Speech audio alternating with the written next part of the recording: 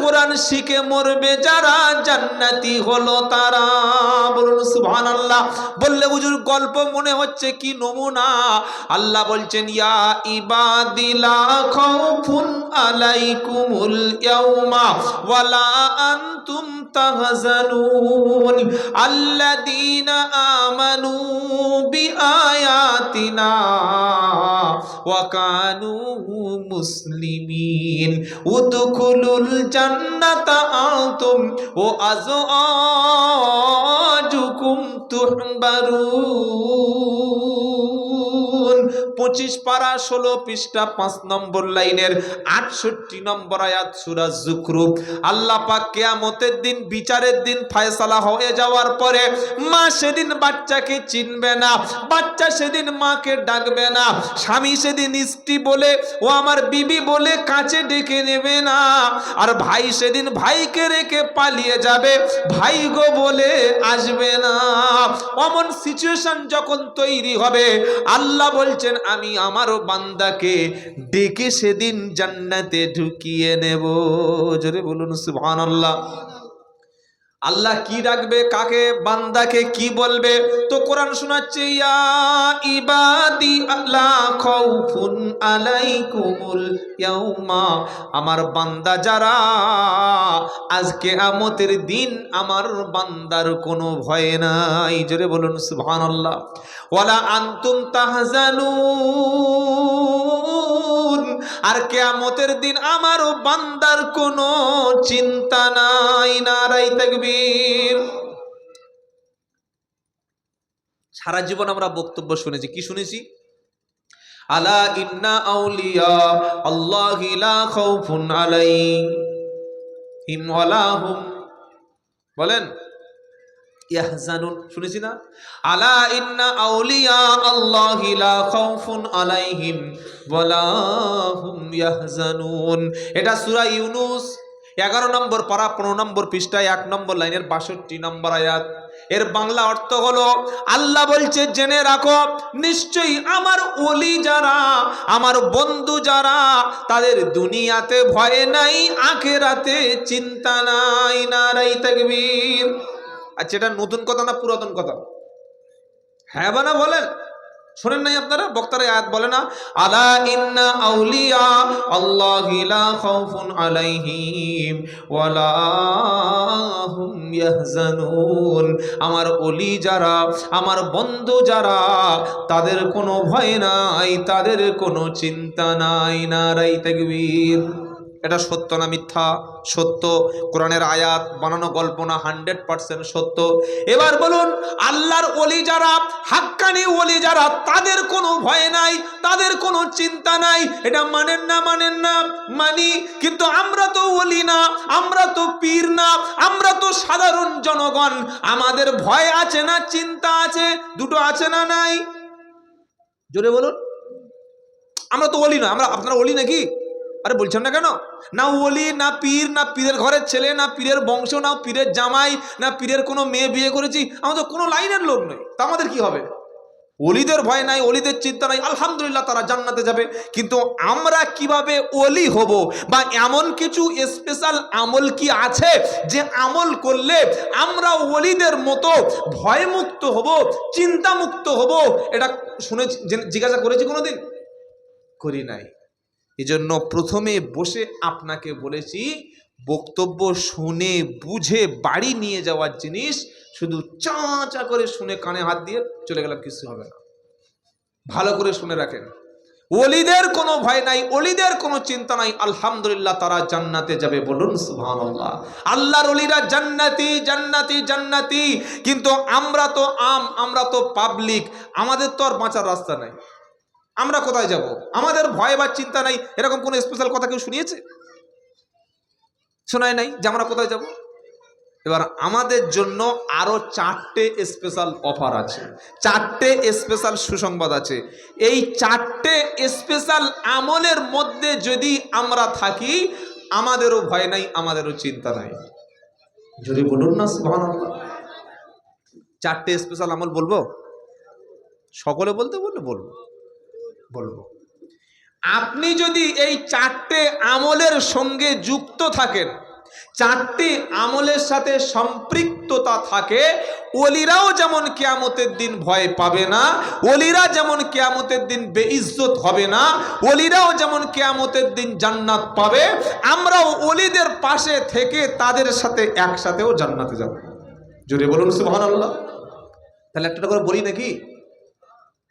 প্রথম কারা? আল্লাহ বলছেন এই আয়াতটা সূরা যুখরুফ 65 নম্বর আয়াত, ওলিদের মতো সমান মর্যাদা আল্লাহ তাদের দেবে। কাদের? আল্লাহ বলছেন ইয়া ইবাদিলা খাউফুন আলাইহিম ওয়ালা আনতুম তাহজানুন। আর ওলিদের সম্পর্কে কি আয়াত ছিল? আলা ইন্না আউলিয়া আল্লাহি লা খাউফুন আলাইহিম ওয়ালা হুম ইয়াহজানুন। খালি আয়াতগুলো বাক্যগুলো একটু মেলানোর চেষ্টা করবেন, খুব অ্যাটেনশন, গভীর অ্যাটেনশন দিয়ে শুনুন। ওলিদের সম্পর্কে কি বলা হচ্ছে? আলা ইন্না আউলিয়া আল্লাহি লা খাউফুন আলাইহিম ওয়ালা হুম ইয়াহজানুন।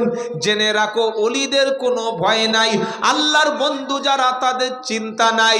আল্লাহর কাছে কেঁদে বললাম, ওগো আল্লাহ, আমি তো ওলির ছেলে হতে পারলাম না, আমি কোনো পীরের বংশে জন্ম নিতে পারলাম না, কোনো পীরের জামাইও হতে পারলাম না, পীরের কোনো রক্তের সঙ্গে আমার সম্পর্ক নাই, তো ওলিরা জান্নাতে যাবে, আমি কি ওলিদের সাথে জান্নাতি হব না? আল্লাহ বলছে হতে পারো, হতে পারো। আরো চারটে এমন আমল আছে যে চারটে আমলের সঙ্গে যদি তোমার নামটা তুমি লেখাতে পারো, আমি আল্লাহ শুনিয়ে দিলাম ওই ওলিদের সাথে তুমি জান্নাতি। বললে হুজুর বলো এবার কি কি? প্রথমে কারা? আল্লাহ কিয়ামতের দিন বলবে ইয়া ইবাদিলা খাউফুন আলাইকুমুল ইয়াউমা। আমার বান্দা যারা, আমার গোলাম যারা, তাদের কোনো ভয় নাই, আর আমার গোলাম যারা, তাদের কোনো চিন্তা নাই। সুবহানাল্লাহ, সুবহানাল্লাহ। আল্লাহর বান্দাদের ভয় নাই। এবার বান্দা কারা? আমরা কারা? বান্দা। বান্দা কারা? আল্লাহ বলছে তুমি বান্দা দাবি করলে হবে না। তুমি গরুর গোশ খাও, তুমি ওই মুসলমানি দিয়েছো, মুসলমানের মেয়ে বিয়ে করেছো, মাথায় টুপি দিয়েছো, মুখে দাড়ি রেখেছো, আর মাঝে মাঝে জিকির করো, আর তুমি বলছো আমি বান্দা, এ বললে হবে? আল্লাহ বলছে না, স্পেশাল ক্যাটাগরি লাগবে, কোয়ালিটি লাগবে। কি কি কোয়ালিটি? কোরআন শোনাচ্ছে আল্লাযীনা আমানু বিআয়াতিনা ওয়া কানু মুসলিমিন। আমার বান্দা তারা কোরআন পড়বে, কোরআন বুঝবে, কোরআনের উপর ঈমান আনবে যারা, আর মুসলমান হয়ে কবরে আসবে যারা, আমি আল্লাহ বললাম আমার বান্দা হলো তারা। দুটো ছোট ছোট আমল। এক, কোরআন পড়বে, কোরআন বুঝবে, কোরআনের উপর পরিপূর্ণ ঈমান আনবে, আর মরণের পরে আমার কাছে আসার আগে মুসলমান হয়ে কবরে আসবে, তো ওর নামটা আমি ওলিদের পাশে লিখে নেব। বলুন সুবহানাল্লাহ। এ আয়াত থেকে দুটি আমল আমরা পেলাম। একটা কি? কোরআন পড়ব, কোরআন শুনবো, কোরআনের উপর পরিপূর্ণ বিশ্বাস করব। আল্লাহ যেগুলো হালাল বলেছেন সেগুলি হালাল, আল্লাহ যেগুলো নিষেধ করেছেন, যেগুলি আল্লাহ ইল্লিগাল বলে দিয়েছে, ইনভ্যালিড করে দিয়েছে, যেগুলো হারাম বলে রিজেক্ট করে দিয়েছে, সুদ, ঘুষ, জেনা, ব্যভিচার, মদ, 2 নম্বরী, এ সমস্ত হারাম থেকে দূরে থাকবো, তাহলে কোরআনের উপর ঈমান এনেছি এটা হবে। আর 2 নম্বর, যেদিন কবরে আমরা যাব, মুসলমান হয়ে সেদিন আমরা কবরে যাব। বলুন ইনশাআল্লাহ। মুসলমান হয়ে কবরে যাব। বলুন ইনশাআল্লাহ। তাহলে আমার নামটা কিয়ামতের দিন ওলিদের পাশে আমার জায়গা হবে। বলুন সুবহানাল্লাহ। 1 নম্বর, 4টে আমল বলেছি, 4টি। 2 নম্বর, কারা ওলিদের সঙ্গে একই ক্যাটাগরি থাকবে? 2 নম্বরটা শোনেন, বলবো ইনশাআল্লাহ। 2 নম্বর, ইন্নাল্লাযীনা আমানু ওয়া আমিলুস সালিহাত ও আকামুস সালাতা ও আতাউজ যাকাতা লাহুম আজরুহুম ইনদা রাব্বিহিম ওয়ালা খাউফুন আলাইহিম ওয়ালা হুম ইয়াহজানুন। আচ্ছা, আমার কথা বোঝাতে আপনাদের অসুবিধা হচ্ছে না তো বাবা? একটু কঠিন হচ্ছে মনে হয় নাকি? কোরআন তো একটু ধীর স্থিরভাবে শুনতে হয়। সূরা বাকারার 275 নম্বর আয়াত, একদম তৃতীয় পারার 6 নম্বর পৃষ্ঠার 7 নম্বর লাইন, 5 নম্বর লাইনের 275 নম্বর আয়াত। আল্লাহ বলছে শোনো, ইন্নাল্লাযীনা আমানু ওয়া আমিলুস সলিহাত, নিশ্চয়ই আমি আল্লাহ আমার উপরে ঈমান এনেছে যারা, আর ঈমান আনার পরে নেক আমল, ভালো আমল করেছে যারা। আর কি করেছে? ও আকামুস সালাতা ও আতুজ যাকাত, আর নামাজ কায়েম করেছে যারা, 5 ওয়াক্ত নামাজ সঠিকভাবে পড়েছে যারা, আর সম্পদশালী ধনী ব্যক্তি যাকাত দিয়েছে যারা। কাজগুলো বুঝতে পারছেন? ঈমান এনেছি, ভালো কাজ করেছি, নামাজ কায়েম করেছি, যাকাত দিয়েছি, এই যে আমলগুলো করলাম। এবার পুরস্কারটা শোনেন, কি পুরস্কার? লাহুম আজরুহুম ইনদা রাব্বিহিম। আই রিপিট, আবার বলছি, কি সুন্দর কথা। লাহুম আজরুহুম ইনদা রাব্বিহিম। আল্লাহ বলছেন ঈমান আনলো, ভালো আমল করলো, নামাজ পড়লো, আর যাকাত দিল, এগুলো ভালো কাজ না খারাপ কাজ? নিঃসন্দেহে ভালো কাজ। তো ভালো কাজ করলে তার পুরস্কার আল্লাহ দেবেন কি দেবেন না? দেবেন কি দেবেন না? আল্লাহ বলছেন এই সমস্ত কাজের পুরস্কার লাহুম আজরুহুম ইনদা রাব্বিহিম। তুমি যে ঈমান আনলে, ভালো কাজ করলে, নামাজ কায়েম করলে, আর যাকাত দিলে, তোমার এই সমস্ত আমলের পুরস্কারটা আমি আল্লাহ আমারও কাছে গচ্ছিত রেখেছি। জোরে বলুন সুবহানাল্লাহ। এই পুরস্কারটা দুনিয়াতে দিই নাই, দেব কোথায়? আখেরাতে। বললে হুজুর পুরস্কার তো পাবো, কিন্তু নামাজ পড়লে, ঈমান আনলে আমাকে ওলির কাতারে থাকবে কিনা বলো? কোরআন শোনাচ্ছে ওয়ালা খাউফুন আলাইহিম, এই আয়াতের শেষ অংশ, ওয়ালা খাউফুন আলাইহিম ওয়ালা হুম ইয়াহজানুন। ওরে বান্দা শুনে রাখো, আমি আল্লাহ বলেছি ওলিদের যেমন ভয় নাই, চিন্তা নাই, আর ঈমান এনে নামাজ পড়লে, যাকাত দিলে তাদের কোনো ভয় নাই, তাদের কোনো চিন্তা নাই। সুবহানাল্লাহ, সুবহানাল্লাহ। তাহলে দুটো আমল, ওদিকে কি ছিল? কোরআন পড়বে, কোরআন বুঝবে, কোরআনের উপরে ঈমান আনবে, আর মুসলমান হয়ে মরলে ওলিদের সঙ্গে থাকবে। আর এখানে কি বলছে? ঈমান আনবে, ভালো কাজ করবে, যাকাত দেবে, নামাজ পড়বে, তাদের কাজের পুরস্কারটা আল্লাহ নিজ হাত দিয়ে দেবে। আর নামাজি ঈমানদার ব্যক্তির আখেরাতে ওলিদের মতো কোনো ভয় নাই, কোনো চিন্তা নাই। সুবহানাল্লাহ পড়ে। দুটো হলো। চলুন 3 নম্বরটা বলি। 3 নম্বর কারা? ফামান তাবিয়া হুদায়া। আচ্ছা, এটা বন্ধ করা যাচ্ছে না? বাচ্চারা তো বহুত ডিস্টার্ব করছে গো। কফির স্টলটা এবার বন্ধ করুন বাবাজিরা, আল্লাহ ভাইরা। এবার আল্লাহ কি বলছেন? ফামান তাবিয়া হুদায়া ফালা খাউফুন আলাইহিম ওয়ালা হুম ইয়াহজানুন। এটা প্রথম পারা সূরা বাকারার 38 নম্বর আয়াত। ফামা তাবিয়া হুদায়া ফালা খাউফুন আলাইহিম ওয়ালা হুম ইয়াহজানুন। যারা আমার কোরআনের একটা নাম হচ্ছে হুদা। কোরআনের একটা নাম কি বলেন? আমরা অনেকে মনে করি শুধু কোরআনের একটা নাম বুশরা, একটা নাম জিকির, একটা নাম নূর, একটা নাম তানজিল, একটা নাম শিফা, আরেকটা নাম কিতাব, আরেকটা নাম ফুরকন। এগুলি সব কিসের নাম? কোরআনের নাম। তো আল্লাহ এখানে কোরআনকে কি বলছে? ফামান তাবিয়া হুদায়া, আমি আল্লাহ যে হেদায়েত দিয়েছি, যে হেদায়েতের শ্রেষ্ঠ কিতাব কুরআন দিয়েছি, এটা যদি তোমরা ফলো করো, এটা যদি তোমরা সামনে রাখো, এটাকে যদি তোমরা গাইড বুক হিসাবে মেনে নাও, কোরআনকে সামনে রেখে কোরআনের পিছনে যদি অনুসরণ করো, তোমাদের জন্য কি হবে? ফালা খাউফুন আলাইহিম ওয়ালা হুম ইয়াহজানুন। তোমাদের কোনো ভয় নাই, তোমাদের কোনো চিন্তা নাই। নারায়ে তাকবীর। বললে হুজুর বাস্তব নমুনা উমর ফারুক রাদিয়াল্লাহু তাআলা আনহু, যখন তিনি মুসলমান ছিল না, তিনি ছিল ইসলামের দুশমন, এমন একজন ব্যক্তি ছিল যিনি তরবারি নিয়ে মুহাম্মদ সাল্লাল্লাহু আলাইহি সাল্লামকে হত্যা করার জন্য তৈরি ছিল। আশ্চর্য কথা! কত বড় দুশমন হলে এটা দিয়ে বন্ধ করে দিন। হ্যাঁ, হাত দেবেন না।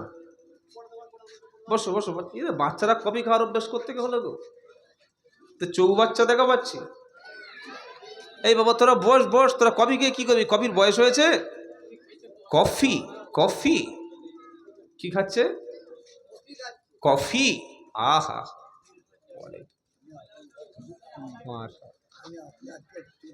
আলহামদুলিল্লাহ। বস আল্লাহ। বাবাজিরা, আল্লাহ ভাইরা, হযরতে ওমর ফারুক রাদিয়াল্লাহু তাআলা আনহু তার জীবনের কয়েকটা একটু কথা বলি নাকি? এই যে কোরআন এসে ওমর ফারুককে কোথা থেকে কোথায় নিয়ে গেল।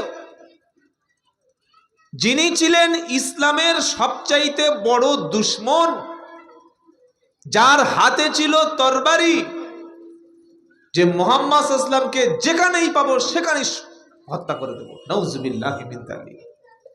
এই ওমরের সম্মান আর মর্যাদা কেন বাড়ল? কিসের জন্য বাড়ল? কেন? হোয়াই? তার কারণ হলো তিনি কোরআনের কাছে এসেছিলেন, কোরআনকে সামনে রেখেছিলেন, কোরআনকে জীবনে আঁকড়ে ধরেছিলেন, কোরআনকে সামনে হাতিয়ার বানিয়েছিলেন, কোরআনকে সামনে রেখে কোরআন ফলো করেছিলেন, কোরআন হিসাবে চলতেন, কোরআন পড়ে ঘুমাতেন, কোরআন পড়ে খেতেন, কোরআন ছাড়া কোনো কাজ করতেন না। তাই ওমর ফারুককে আল্লাহ কবুল করেছেন। জমিনে ওমর ফারুক যেটা চেয়েছে আর সে আল্লাহ সেটাই চেয়েছেন। এখন সুবহানাল্লাহ বলার দরকার নেই, কাল সকালবেলা বলবেন। জোরে বলুন সুবহানাল্লাহ। আল্লাহ জমিনে যেটা চাইছেন, ওমর ফারুক জমিনে যেটা চাইছেন, আরশে আজিমের মালিক আরশ থেকে সেটাই সিদ্ধান্ত করে দিচ্ছে। বলুন সুবহানাল্লাহ। আমি কি শুনিয়েছি? 3 নম্বরে কি শুনিয়েছি? কোরআন ফলোকারী, কোরআনের অনুসরণকারীদের কোনো ভয় নাই। বাস্তবে তার নমুনা নেন। আরবের জমিনে মুহাম্মদ সাল্লাল্লাহু আলাইহি সাল্লামের মাথার দাম ঘোষণা হলো 100 উট। নবী সাল্লাল্লাহু আলাইহি সাল্লামের মাথার দাম কত হলো? 100 উট। একটা উটের দাম যদি ম্যাক্সিমাম 10,000 টাকা হয়, তাহলে 100 উটের দাম কত? 10 লাখ টাকা, তাই তো নাকি? হ্যাঁ, 10 লাখ ধরছি, আরো তো উটের দাম বেশি। আল্লাহর নবী মুহাম্মদ সাল্লাল্লাহু আলাইহি সাল্লামের মাথা যে ব্যক্তি কেটে এনে দিতে পারবে, আবু জাহেলের হাতে, আবু লাহাবের হাতে, কাবা শরীফের সামনে এনে বলবে, এই তো মুহাম্মদ সাল্লাল্লাহু আলাইহি সাল্লামের মাথা কেটেছি, 100 আরবের লাল উট দেওয়া হবে। আর কি? সবচাইতে বড় সম্মানিত পুরস্কারটা তাকেই দেওয়া হবে। কাকে?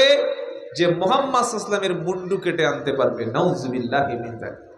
একটা মানুষ ছিল না, কোন একজন মক্কার মানুষ মুখ থেকে এই সাহস বলতে পারলো না যে ওই কাজটা আমি করতে পারবো, ওই কাজটা আমি করব। সাহস করে তরবারি কোমর থেকে খাচ করে বার করে নিল। কি নাম বলেন? নাম বলতে পারছেন না? কি নাম? ওমর। তখনও ফারুক হয়নি। ফারুক হওয়ার পিছনে আরেকটা ইতিহাস আছে। নাম ছিল উমর ইবনুল খাত্তাব রাদিয়াল্লাহু আনহু। খাত্তাবের ছেলে উমর। বললে আমি করব, একদম রেডি, আই এম রেডি। তুমি করবে? বললে হ্যাঁ। আমি করে দেখাবো। তো বলে যাও। এই সুযোগ কেউ ছাড়ে? আচ্ছা, আল্লাহ নবী সাল্লামের অপরাধটা কি ছিল? কি করেছিলেন তিনি? তিনি কি অন্য কারো ধর্মে খারাপ বলেছিলেন? বলেননি। তিনি মক্কায় কোনো মানুষের ঘরে আগুন দিয়েছিলেন? দেননি। তিনি মক্কার কোনো প্রতিমা, কোনো ঠাকুর ভেঙেছিলেন? ভাঙেননি। তিনি অন্য কোনো মানুষকে নির্যাতন করেছিলেন? করেননি। বরং তিনি সত্যবাদী ছিলেন, তিনি বিশ্বস্ত ছিলেন। তার চরিত্র সবচাইতে সুন্দর। বলুন সুবহানাল্লাহ। আল্লাহ বলছেন কি, ওয়া ইন্নাকা লাআলা খুলুকিন আযীম। নবী, নিশ্চয়ই আপনি মহান চরিত্রের উপরে প্রতিষ্ঠিত আছেন। বলুন সুবহানাল্লাহ। আপনার চরিত্রই সেরা চরিত্র। আবার আল্লাহ তার হাবিবকে বলছেন, এগুলো সব নবীর শানে আয়াত, লাকাদ কানা লাকুম ফি রাসূলিল্লাহি উসওয়াতুন হাসানা। 21 পারা, 19 পৃষ্ঠা, 12 নম্বর লাইন, 21 নম্বর আয়াত, সূরার নাম আহজাব। আল্লাহ বলছেন, তোমাদের জন্য মডেল, তোমাদের আইকন, তোমাদের আইডল, তোমরা যাকে সামনে রেখে জীবনকে সাজাবে, যার জীবন তোমাদের আদর্শ নেতা, তিনি হচ্ছেন মুহাম্মদ মুস্তাফা সাল্লাল্লাহু আলাইহি সাল্লাম। ওই রসুলের মধ্যে আছে তোমাদের জন্য উত্তম আদর্শ। কোন মুসলমান যদি আল্লাহর নবীর আদর্শ, আখলাক, চরিত্র, ক্যারেক্টার অপছন্দ হয়, ও মুসলমান না, ও মুসলমানই না। দাড়ি রেখেছেন, দাড়ি, এই দাড়িটা রবির দাড়ি হবে না নবীর দাড়ি হবে? কি বলছেন না কেন? কবি রবীন্দ্রনাথ ঠাকুরের দাড়ি ছিল, আর নবীদেরও দাড়ি ছিল। রবির দাড়িটা কিরকম? গোঁফ যেমন দাড়ি তেমন। হাসছে কি কাঁদছে বোঝার উপায় নাই, এরকম গোঁফ একসঙ্গে ঢেকে গেছে, মোচ আর দাড়ি। এটা হচ্ছে কবির দাড়ি। আর বিশ্ব নবীর দাড়ি কেমন? নবীর দাড়ি ছিল কালো আর এরকম ঘন দাড়ি, তবে গোঁফটা তিনি একটু সামনে ছোট করে রাখতেন। নবীর গোঁফ ছোট আর দাড়ি লম্বা, আর রবীন্দ্রনাথের দাড়ি গোঁফ দুটোই সমান। আমরা কার দাড়ি ফলো করব? বচ্চন কাটিং, হ্যাঁ, হানি সিং এর কাটিং, এটা হবে নাকি? নবী মার্কা হবে। আমাদের ড্রেস নবী মার্কা, খাওয়ার তরিকা নবী মার্কা, ঘুমানোর তরিকা নবী মার্কা। যখন ঘুমাবো ডান কাত হয়ে তওবা পড়তে পড়তে কিবলার দিকে মুখ করে ঘুমাবো, কলেমা পড়তে পড়তে ঘুমাবো, ঘুমানোর সময় নিয়ত করে ঘুমাবো, আল্লাহ গো আমি যেন অন্তত ফজরে উঠে নামাজ পড়তে পারি, তাহাজ্জুদে যেন উঠতে পারি। কেউ যদি নিয়ত করে নেয় তাহাজ্জুদে ওঠার নিয়ত করে ঘুমায়, ওর না উঠতে পারলেও আল্লাহ ওর নিয়ত করার জন্য 1% সওয়াব দেবেন। বলুন সুবহানাল্লাহ। বাবাজিরা, আল্লাহ ভাইরা, এই নবীকে হত্যা করতে যাচ্ছে, অপরাধ কি? নবী খালি একটাই কথা বলেছিলেন, কি? লা ইলাহা ইল্লাল্লাহু মুহাম্মাদুর রাসূলুল্লাহ। বলেন সাল্লাল্লাহু। লা ইলাহা ইল্লাল্লাহ, এটা বলা ছিল বিশ্ব নবী সাল্লাল্লাহু আলাইহি সাল্লামের তাদের কাছে অপরাধ। তিনি বলেছেন লা ইলাহা, কোনো আইনদাতা নাই, কোনো বিধানদাতা নাই, কোনো সংবিধানদাতা নাই। কারোর আইন চলবে না, কারোর হুকুম চলবে না, কারোর কথা চলবে না, কারোর হুকুম চলবে না, কারোর কাছে হাত পাতা যাবে না, কারোর কাছে মাথা নিচু করা যাবে না, কাউকে সেজদা দেওয়া যাবে না, কারোর কাছে হাত তুলে চাওয়া যাবে না। ইবাদতের মালিক হিসাবে পৃথিবীতে কাউকে বলা যাবে না। নবীজি প্রথম বললেন লা ইলাহা, নেই কোনো ইলাহা, নেই কোনো মাবুদ, নেই কোনো উপাস্য, কোনো আইনদাতা, বিধানদাতা, হুকুমদাতা কেউ চলবে না। সার্বভৌমত্বের মালিক পৃথিবীতে কেউ না। কে? ইল্লাল্লাহ, ইল্লাল্লাহ, শুধু একমাত্র আল্লাহ ছাড়া আর অন্য কেউ নাই।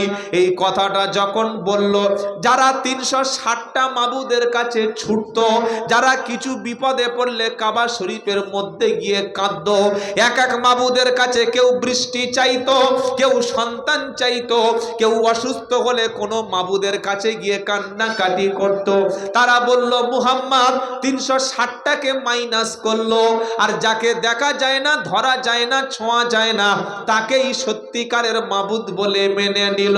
ওরে মুহাম্মদকে থামিয়ে দে, কারণ মুহাম্মদ সাল্লামের কথা যে মানুষ শোনে, তারা শুনে নবীর হাতে হাত দিয়ে সকলে ওই মুসলমান হয়ে যায়।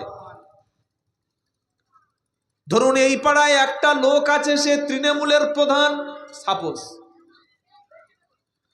একটা নতুন লোক আসলো, এসে বক্তব্য করছে, পাড়ায় পাড়ায় র্যালি করছে, যারা তার কথা শুনছে আর কেউ তার দল থেকে অন্য দলে যাচ্ছে না। তখন প্রধান সাহেব ভাবলেন, সামনে ইলেকশনে আমি টিকিট পাবো না। পাবে? আরে বলছেন না কেন? আমাদের যে হুমায়ুন কবির বাবরি করছে, আহা হা, বাবরি মসজিদ, আর মুসলমান কোটি কোটি কোটি কোটি টাকা ইট সব ঢেলে দিচ্ছে। কেন দিচ্ছে? বাবরি চাই। একজন লোক বলল, দেখছিলাম সোশ্যাল মিডিয়ায়, বললে আমাদের পড়াশোনা কিচ্ছু লাগবে না, শিক্ষা লাগবে না, মসজিদ হলেই হবে। মূর্খের একটা কোয়ালিটি থাকে, এটা হচ্ছে ফার্স্ট ক্লাস মূর্খ, পচা মূর্খ। শিক্ষা নাই, মসজিদ হয়ে গেছে।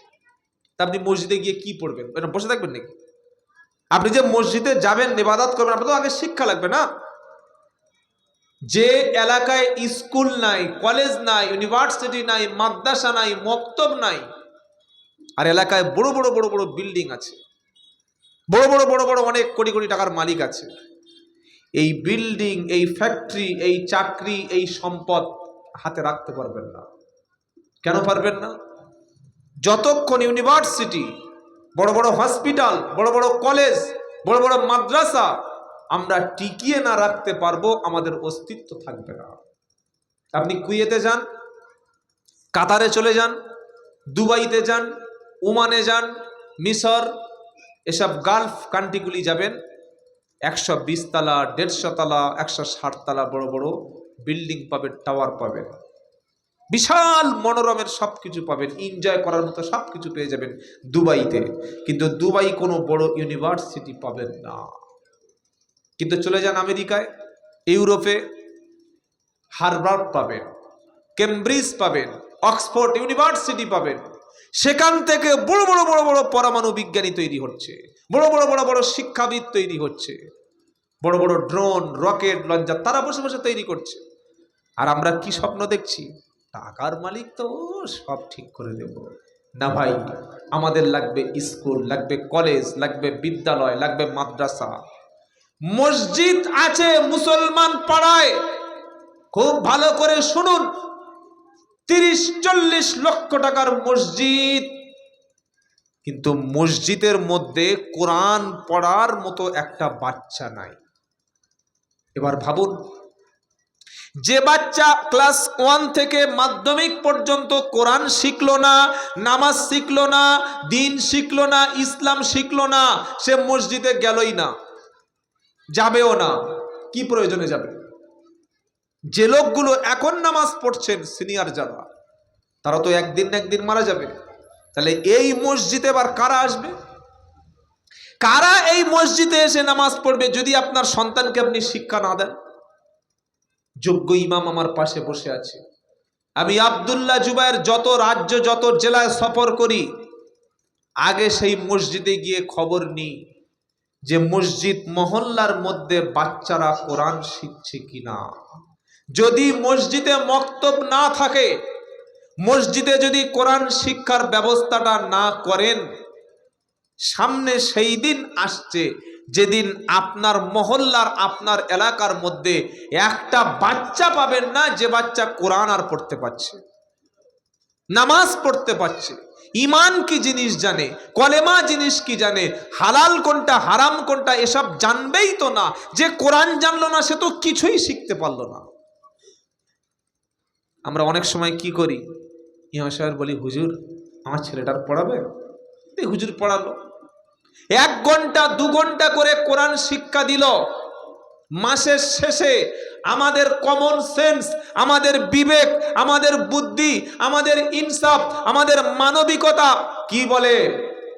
যে মানুষটা 30 দিন কোরআন শিক্ষা দিচ্ছে, 1 ঘন্টা থেকে 2 ঘন্টা পৃথিবীর শ্রেষ্ঠ কালাম পড়াচ্ছে, মাসের শেষে আমার বাচ্চাকে কোরআন শিক্ষা করানোর জন্যে, জাহান্নামের আগুন থেকে বাঁচানোর জন্যে, নীতি নৈতিকতা শেখানোর জন্যে, আমার ছেলে নামাজ পড়ছে, আমার ছেলে দোয়া করছে, আমার ছেলে সালাম দিচ্ছে, আমার ছেলে মুসলমান হওয়ার যে তরিকা সেটা শিখছে, মাসের শেষে অন্তত 100 টাকা ওই বাচ্চার জন্য ইমাম সাহেবের হাতে সাম্মানিকভাবে দেওয়ার দরকার ছিল না ছিল না বলুন?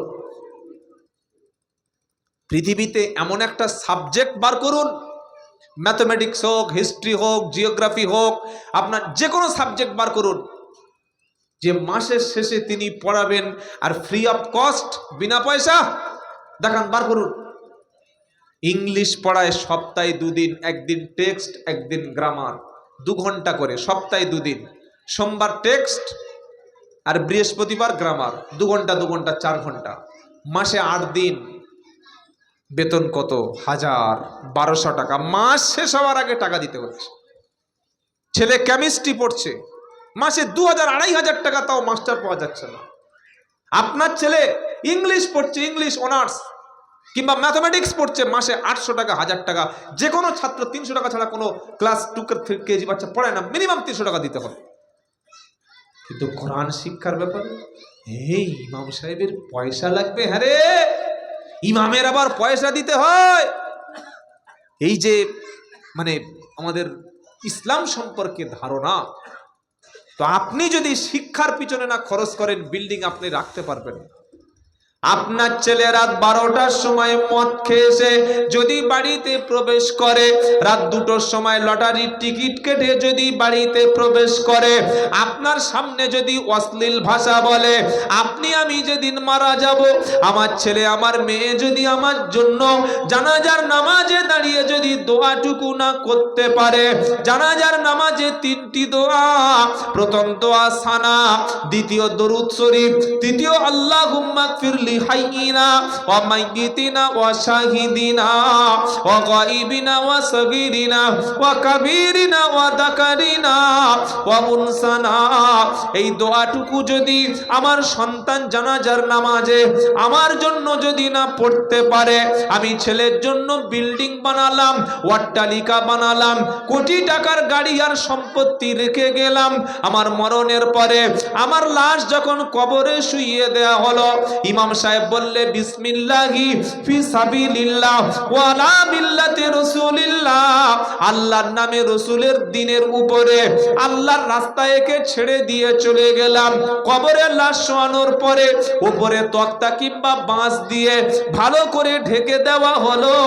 এবার প্রত্যেকে এক মুঠো মাটি নিয়ে তার কবরে দিতে হয়। হয় কি হয় না? ছেলে মক্তবে পড়েনি, মসজিদে কোরআন শিখতে যায়নি, মাটি নিয়ে হাতে দাঁড়িয়ে আছে, বলছে মাওলানা আব্বা তো কবরে চলে গেছে, মাটি নিয়ে কবরে দেব, কি দোয়া পড়ব? মাটি নিয়ে চুপচাপ দাঁড়িয়ে আছে। হুজুর কি করব, হুজুর কি করব? তাই ইমাম সাহেবের আগে ছিল, বলছে মাটি খেয়ে নে। কি করবি? খেয়ে নে, দাঁড়িয়ে থেকে কি হবে, খেয়ে ফেল। এটা হয় কি হয় না? মাটি দিতে যাবে, হুজুর বলে দাও, হুজুর বলে দাও, তো মিনহা খলাকনাকুম ওয়া ফিহা নুঈদুকুম ওয়া মিনহা নুখরিজুকুম তারাতান উখরা বিসমিল্লাহি ফি সাবিলিল্লাহ মিল্লাতি রাসূলিল্লাহ। এতটুকু বাক্য যদি তুমি না শিখেছো, তো তুমি মুসলমান বলে দাবিটা কোন লজ্জায় করছো? তোমার বাপের কোটি কোটি টাকার বাড়িতে তুমি থাকবে, তোমার বাপের বিজনেসটা তুমি চালাবে, তোমার বাপের রেখে যাওয়া সম্পদ তুমি খাবে, আর বাপের বুকে মাটি দেওয়ার সময় দোয়াটুকু বলতে পারবে না, তুমি তাহলে কি সন্তান তৈরি হয়েছে গো? এই জন্যে আমাদের বাচ্চাদের যেন মসজিদে মক্তবে শিক্ষার ব্যবস্থা করাই। আমি আব্দুল্লাহ জুবায়ের আপনাদের হাত দুটো ধরে করজোড়ে বলে যাচ্ছি, আপনার ঘরের মধ্যে যেন ইসলাম থাকে, আপনার বাচ্চাদের মধ্যে যেন কোরআন থাকে, আপনার বাচ্চাদের মধ্যে যেন সালাম থাকে, তাদের মধ্যে যেন ইসলামের চিহ্ন থাকে। মাধ্যমিক পাস বাচ্চাকে যখন বলবেন যে বাবা নামাজটা মসজিদে পড়িয়ে দাও, এই রকম মাধ্যমিক পাস ছেলে মসজিদে ইমামতি করানোর মতো যোগ্যতা তৈরি করতে হবে। এর দায়িত্ব আপনার। ইমামতি করার জন্য এত বড় দাড়ি লাগবে, মাথায় 14 হাত পাকড়ি লাগবে, পা পর্যন্ত পাঞ্জাবি লাগবে, আর হুজুরের মতো 20 বছর মাদ্রাসায় পড়তে হবে, তবে ইমাম, তাই তো নাকি? বলেন। প্যান্ট পরে আছে, শার্ট পরে আছে, প্যান্ট গাঁটের উপরে আছে, মাথায় টুপি আছে, মুখে খুব বড় দাড়ি নাই, হালকা ছোট দাড়ি আছে, অজু জানে, কোরআন পড়তে পারে, 5টা সূরা 5টা দোয়া সহিভাবে মুখস্থ আছে, প্যান্ট বা শার্ট পরে আর কোনো নামাজ পড়ানোর লোক নাই, পিছনে 3-4 জন বুড়ো লোক কিছু জানে না, আল্লাহু আকবার আল্লাহু আকবার করে আছে। এখন বলুন, এই ছেলেটা প্যান্ট পরে আছে বা শার্ট পরে আছে, কোরআন জানে, টুপি আছে, দাড়ি আছে, পাঞ্জাবি আছে, সহিভাবে বিশুদ্ধভাবে তেলাওয়াত করতে পারে, সে যদি নামাজ পড়ায়, নামাজ হবে না? হবে না? হবে কি হবে না? বলছে প্যান্ট পরে শার্ট পরে নামাজ হবে? তা যে পাঞ্জাবি পা পর্যন্ত পড়েছে তার মধ্যে তো মাল নাই, তো কোরআনই জানে না। ওই যে হজে গিয়ে বললাম আলা হামদু চালাচ্ছে, আলের জায়গায় আলা, ওরকম আলা দিয়ে কাজ হবে? আপনার বাচ্চা যেন কোরআন শিখতে পারে। যোগ্য ইমাম পাশে বসে আছেন, তাকেও দায়িত্ব দিয়ে যাচ্ছি, আপনাদেরও প্রত্যেকে বলছি, প্রত্যেকটা নার্সারি বাচ্চা 5, 6, 7 বছরের বাচ্চাকে সকাল বিকাল বা সন্ধ্যার পরে যে কোনো একটা টাইম যোগ্য ইমামের কাছে বসে যেন কোরআনটা বিশুদ্ধভাবে শিখতে পারে, নামাজটা কমপ্লিটলি যেন শিখে নেয়, বাপের জন্য দোয়াটা যেন শিখে নেয়, মোনাজাত করবে, মোনাজাত, দোয়া। দোয়া মানে কি বলেন? দোয়া মানে কি তাই বলেন? দোয়া মানে চাওয়া। দোয়া মানে কি? চাওয়া। তো আমার ছেলে আমার জন্য কাঁদবে, ওই কান্নাটা অরিজিনাল হবে না অন্য লোক আমার জন্য কেঁদে দেবে ওইটা অরিজিনাল হবে? কেটেছে আমার আর মলম দিচ্ছে অন্যজন হবে? যে কেটেছে ওই কাটা জায়গায় তার মলম দিতে হবে, অন্য লোকের মলম তার অংশে লাগিয়ে লাভ কি হবে? ইমামের কাছে বসুন, কোরআন শিখে নিন, আর বাচ্চাকে বলুন বাবা যেদিন আমি মারা যাব কবরের পাশে জানাজার নামাজ পড়ানোর পরে তুমি যেন আমার জন্য হাত তুলে একটু কাঁদবে। আল্লাহর কসম, ছেলের কান্নাটা অরিজিনাল কান্না হবে, মেয়ের কান্নাটা আসল কান্না হবে। মেয়ে কোরআন শরীফ পড়ে আল্লাহর কাছে বলবে, আল্লাহ আমার আব্বা আমার আম্মাকে ক্ষমা করো, রব্বির হামহুমা কামা রব্বায়ানি সগীরা। ছেলের কান্না, মেয়ের কান্নার পানিটা যখন জমিনে পড়বে, আল্লাহ আব্বা মায়ের কবরটাকে একটা জান্নাতের টুকরা বানিয়ে দেবে। বলুন সুবহানাল্লাহ, বলুন সুবহানাল্লাহ। তাই অবহেলা করবেন না। ইমামের কাছে বাচ্চাকে পড়িয়ে আমি আশ্চর্য হয়ে যাই যে মসজিদ আছে কিন্তু বাচ্চারা কোরআন শিখছে না। এই বাচ্চারা ইসলাম শিখবে কি করে? শোনাচ্ছিলাম ওমর ফারুকের কথা, তিনি কিভাবে সম্মানিত হলেন? কোরআন দ্বারা। কি দ্বারা? কোরআন দ্বারা। ওমর ফারুক তরবারি নিয়ে বার হয়েছে, মুহাম্মদ সাল্লাল্লাহু আলাইহি সাল্লামকে যেখানে পাবে সেখানে মুন্ডুটা কেটে দেবে। রাস্তায় যেতে যেতে কয়েক কিলোমিটার গেছে, হঠাৎ সামনে একজন এসে বলছে, উমার, এ উমার ইবনুল খাত্তাব কোথায় যাচ্ছ বলো? এত রাগী রাগা অবস্থায় হাতে তরবারি নিয়ে কোথায় যাচ্ছ বলো?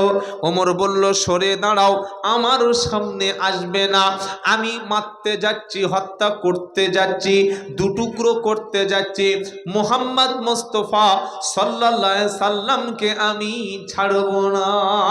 বললে কেন ছাড়বে না? ওমর ফারুক বলল, শোনো, মুহাম্মদ সাল্লাল্লাহু আলাইহি কোরআন শোনাচ্ছে, ইমানের কথা বলছে, নামাজের কথা বলছে, আখিরাতের কথা বলছে, তার চরিত্র যেমন ভালো, তার দেখতে যেমন ভালো, তার কোরআন এত সুন্দর, যারা তার জবানে কোরআন শোনে, কোরআন শুনে তারা পাগলের মতো হয়ে গিয়ে সকলেই কলেমা পড়ে মুসলমান হয়ে যায়। তাই মুহাম্মদকে দুনিয়ায় রাখবো না, আর দুনিয়ায় বানায় তাকে যদি রাখি, আমাদের বাপদাদার ধর্ম কখনো টিকবে না। সে বলল, ওরে উমর, পাগলামি করো না। মুহাম্মদ সাল্লাল্লাহু আলাইহি সাল্লামকে হত্যা করার আগে তোমার বাড়িতে তুমি ফিরে চলে যাও। এখনই আমি শুনে আসলাম তোমার বোন এবং তোমার বোনের স্বামী দুজনে কোরআন পড়ছে, আমি নিজেই কানে শুনে আসলাম। জোরে বলুন সুবহানাল্লাহ। কি বললে, কি বললে তুমি? আমার বোন কোরআন পড়ছে, কোনো পাগলে কথা বিশ্বাস? বাজে কথা, একদম বাজে কথা। আমার বোন কোরআন পড়বে কোত্থেকে? সে মুসলমান হবে কোত্থেকে? সে জানে না যে আমি কার, আমার ভাইয়ের নাম কি জানে না? ওমরের বোন মুসলমান হবে? ইম্পসিবল, সম্ভব না। লোকটা বলছে, আরে গিয়ে তো একবার দেখো। তোমার সাথে মিথ্যা কথা বলে আমার কি লাভ আছে? যাচ্ছিল কোথায়? টার্গেট ছিল মুহাম্মদ সাল্লাম, টার্গেট ঘুরে গেছে। এবার কোথায় যাচ্ছে? বোনের বাড়ি। বোনের বাড়ির পাশ থেকে যখন পিছন থেকে ঢুকছে না, বোনের কোরআনের কণ্ঠের, কোরআনের কণ্ঠ, গলা থেকে, কণ্ঠ থেকে কোরআনের আওয়াজ বার হচ্ছে। বলুন সুবহানাল্লাহ। দেখবেন অনেক মুসলমানের ছেলে কোরআন পড়তে জানে না, কিন্তু অনেক কনভার্টেড মুসলিম, নতুন ইসলাম কবুল করেছে অনেক ব্যক্তি, তারা কোরআন সহি করে পড়ে। বলুন সুবহানাল্লাহ। ওই রকম জোরে চিৎকার করে করে কোরআন পড়ছে। ওমর ফারুক শুনে মাথার চুল একদম রাগে খাড়া হয়ে গেছে। যেই ঘরের মধ্যে ঢুকলো, সঙ্গে সঙ্গে কোরআনের অংশটা লুকিয়ে দিল। তখন কিন্তু কোরআন ইনকমপ্লিট ছিল, পরিপূর্ণ কোরআনের অংশ আসেনি। কোরআন তো অল্প অল্প অল্প করে নাজিল হয়েছে, আর কোরআন কাগজ হিসাবে আসেনি। ওয়ালাউ নাজ্জালনা আলাইকাল কিতাবা ফি কিরতাসিন ফালামাসুহু বিআইদিহিম লাকালাল্লাযীনা কাফারু ইন হাদা ইল্লা সিহরুম মুবিন। সূরা আনআম 7 নম্বর পারা, 7 নম্বর পৃষ্ঠা, 7 নম্বর আয়াত, 12 নম্বর লাইন। আল্লাহ বলছেন, আমি আল্লাহ কোরআনটাকে যদি কাগজ হিসাবে পাঠাতাম, কাগজ, কাগজের যেমন বই বা খাতা, ওরকম যদি আকাশ থেকে কাগজ ফেলে দিতাম আর বলতাম এটা কোরআন, তাহলে মক্কার কাফের কুরাইশরা ওই কাগজের কোরআনকে স্পর্শ করত, ওটা হাত দিয়ে টাচ করত আর বলতো হাদা সিহরুম মুবিন, হাদা সিহরুম মুবিন। এটা তো একটা স্পষ্ট জাদু। তারা এটা বলে মানত না। আমি আল্লাহ অল্প অল্প করে 23 বছর লেগেছে পুরো কোরআনটা দুনিয়াতে অল্প অল্প করে আসতো। নবীর কাছে যখন জিব্রাইল এসে শুনিয়ে যেত, আল্লাহর নবী তিনি লিখতেও পারতেন না, পড়তেও পারতেন না। আল্লাহ দুনিয়ার শিক্ষা থেকে তাকে মাহরুম করেছিল, বঞ্চিত করেছিল। কারণ দুনিয়ার শিক্ষকের জ্ঞান তো সীমিত, আর আল্লাহ হচ্ছে অসীম জ্ঞানী। তো এই দুনিয়ার শিক্ষকের কাছে মুহাম্মদ সাল্লাল্লাহু আলাইহি ওয়াসাল্লামের মতো জ্ঞানী মানুষ কি জ্ঞান চর্চা করবে? তাই আল্লাহ বলছে, হাবিব, দুনিয়ার কোনো ইনস্টিটিউট থেকে তোমাকে শিক্ষা দিলাম না। দুনিয়ার যে এডুকেশন সিস্টেম যেটা ছিল, দুনিয়ার যে সিস্টেমের লেখাপড়া শিক্ষা, এই শিক্ষা থেকে আমি তোমাকে বঞ্চিত করে আমি আসমানি কিতাব দ্বারা তোমাকে শিক্ষা দিলাম। আর তোমার শিক্ষক হিসাবে আমি স্বয়ং আল্লাহ শিক্ষক হয়ে গেলাম। বলুন সুবহানাল্লাহ। নবীর কাছে যখন কোরআন আসতো, নবীর পাশে সব সময় একজন, দুজন, তিনজন লোক ছিলেন। নাম হলো যায়েদ ইবনে সাবিত। তার কাজ হচ্ছে কোরআনের আয়াতটা লিখে নেওয়া। নবী জবান থেকে পড়তো, যায়েদ ইবনে সাবিত কোরআন লিখতো। কাছে ছিল গাছের ডাল, ডালের উপরে লিখতো। কাছে ছিল একটা পাথর, পাথরের উপর খোদাই করত। কাছে ছিল ছাগলের চামড়া, শুকনো চামড়ার উপরে কোরআনের আয়াতগুলি লেখা হতো। এইভাবে 23 বছর পর্যন্ত নবী বেঁচে থাকা অবস্থায় বর্তমান আমাদের ঘরে যে কোরআন, এই কোরআন কিন্তু নবী দেখে যেতে পারে নাই। এখন যে কোরআন আমরা দেখছি না এরকম 30 পারা, এখন তো অনলাইনে সব পিডিএফ সিস্টেম, বা যে হার্ড কপি কোরআনের মসজিদে আছে, এটা আল্লাহর নবীর যুগে ছিল না। গাছের ডালে, পাতায়, খেজুরের ডালে কিংবা পাথরে, চামড়ার উপরে এভাবে কোরআনগুলো লেখা থাকতো। নবী ইসলামের ইন্তেকালের পর আবু বকর সিদ্দিক, ওমর ফারুক দুজনে মাশওয়ারা করলেন, আলোচনা করলেন যে যুদ্ধের ময়দানে একের পর এক তো হাফেজ শহীদ হয়ে যাচ্ছে, এভাবে যদি হাফেজরা মারা যায় তাহলে কোরআনটা কিভাবে সংরক্ষণ হবে।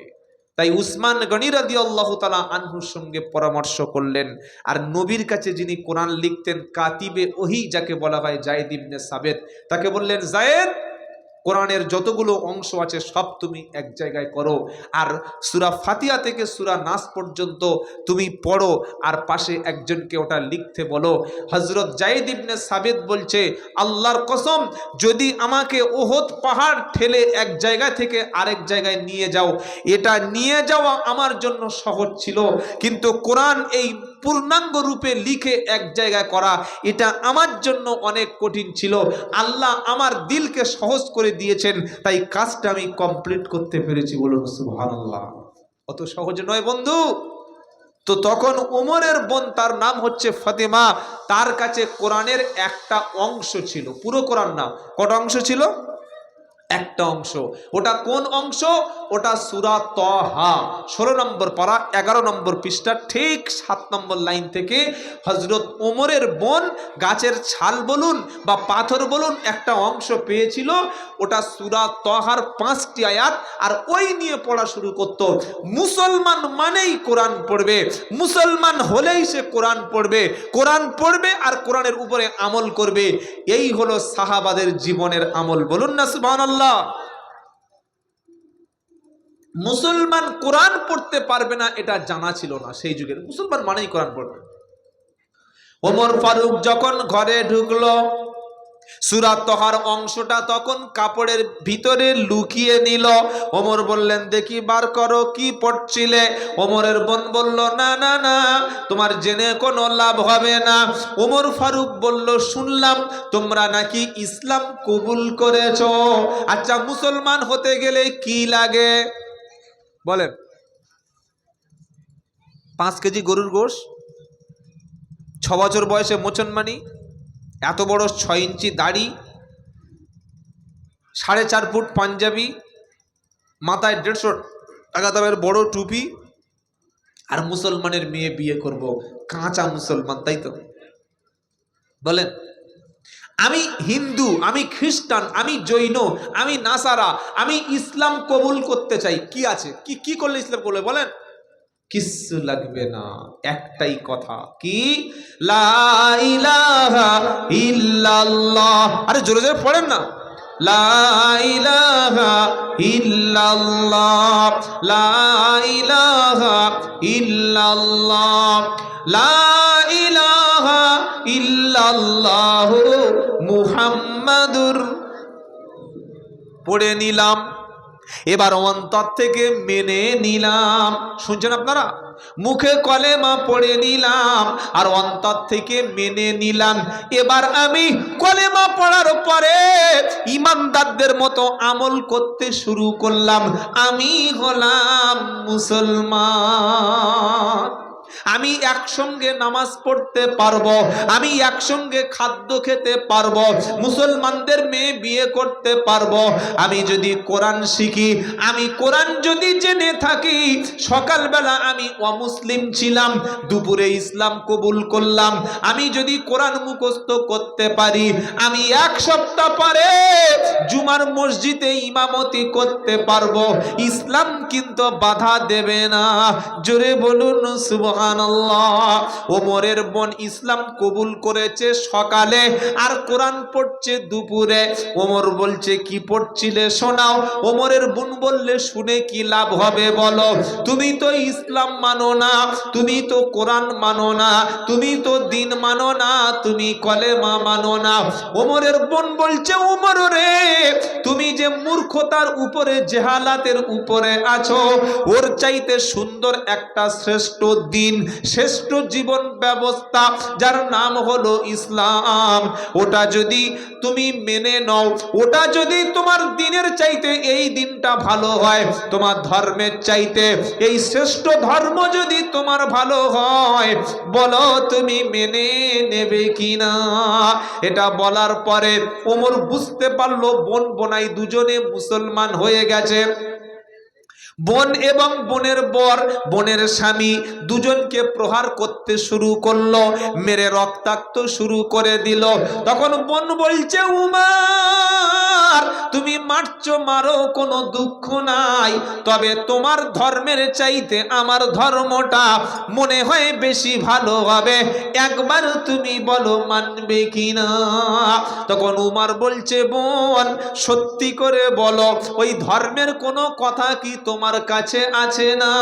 বোন বলল, আছে, কোরআনের একটা ছোট্ট অংশ আছে। বললে দাও দেখি।